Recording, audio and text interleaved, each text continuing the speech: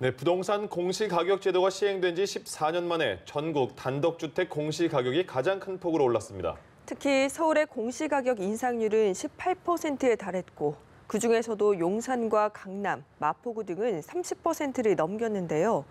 고가의 주택일수록 각종 세 부담이 커지게 됐습니다. 배삼진 기자입니다. 올해 전국의 22만 표준 단독주택 공시가격은 9.13%, 서울은 평균 17.75% 인상됐습니다. 2005년 부동산 공시가격 제도가 도입된 이후 가장 큰 인상폭입니다. 표준 단독주택을 기준으로 전국 단독주택 396만 채의 공시가격을 산정하는 겁니다. 250개 시군구별로 전국 평균보다 많이 오른 곳은 28곳. 지난해 집값이 많이 오른 서울 용산구와 강남구, 마포구 등은 30% 이상 급등했고 서초구와 송동구도 20% 이상 올랐습니다.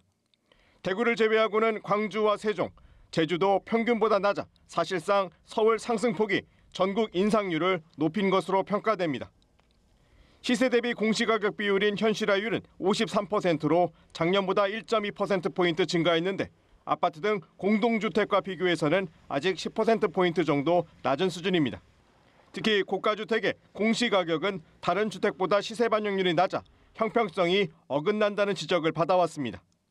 공시가격은 보유세 등 각종 세금은 물론 건강보험료 등을 산정하는 근거가 됩니다. 정부는 전체 표준주택의 1.7%인 15억 이상 고가 단독주택 소유자를 중심으로 보유세와 건강보험료 등의 부담이 상대적으로 늘어날 것으로 분석했습니다.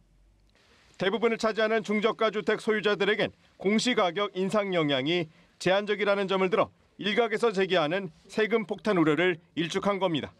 전체 표준 단독주택의 98.3%를 차지하는 중저가 부동산의 공시가격 상승률은 시세 상승률 수준인 평균 5.86%가 될 것입니다.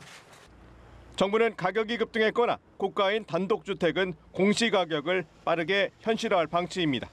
반면 상대적으로 현실화율이 높았던 15억 미만 중저가 부동산에 대해서는 점진적으로 인상할 계획입니다. 연합뉴스TV 배삼진입니다.